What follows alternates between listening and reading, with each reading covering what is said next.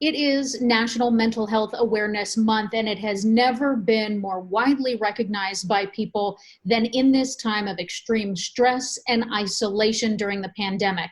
But there is help out there, especially for families. So joining us this morning is Jason Yonker. He is the West Regional Director of Behavioral Health for Arizona Children's Association. Jason, thanks so much for joining us this morning. Yeah, thank you for having me. So what is the concern that your organization has looking at families and the stress that this is putting on mental health as we come through this pandemic? Sure. I think a lot of people experience kind of a baseline level of stress and anxiety, but when you add in the many of the unknowns about a pandemic like this, that just sort of ramps things up a bit. Then we have the economic stresses with that as well. And then we've got people kind of cooped up and getting cabin fever in their homes, which is not necessarily greatest for mental health. So I think it's the combination of those three things coming together is just increasing the general need for services right now. And additionally, for adults, we've seen an increase in suicide attempts, although for children in our system, there's actually been a slight decrease.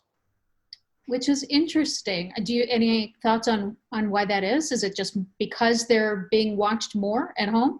Yeah, I think a little bit of the holiday effect. So parents are home with them, they're getting plenty of attention, fewer transitions. So transitions are always hard for kids. And so I think that can be a little bit of a protective factor right now. I know one thing that we have talked about and that we have seen children as far as an adverse effect is regression, that's instead how they're displaying it. So for families who are noticing a change in the mental health of their children or of other family members, we're saying that there is help out there. So what can you do to help your family? Sure, I think there's some things that you can do at home. And first among those is make sure that your children know they can talk to you about it. Secondly, I think it's really important to turn off the internet, and sometimes it's too much information for children to handle, and it really needs to be filtered through the adult. I think that's important. Third, routines. It's very important. Children's minds and bodies function well when there's a standard routine and a cycle that they go through each day, and it can be difficult to maintain that right now, but it's critical for their mental health. And then I think a fourth thing would be finding some kind of meaning. If there's anything that your children can do to be of service to somebody else or to help in some way in this pandemic, even if, as they're washing their hands, they're doing it for the good of their neighbors and their grandparents and so on, that kind of a reframe is very helpful.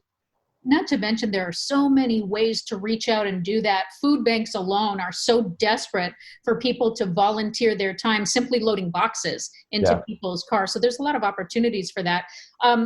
However, we do know that parents are stressed and they're navigating so much through homeschooling and then, trying to deal with the other side of keeping their kids happy. So if you do need professional help, what are the resources that are out there? What are you guys doing to help connect those resources? System-wide, there's been a push to use more telehealth, which allows greater accessibility.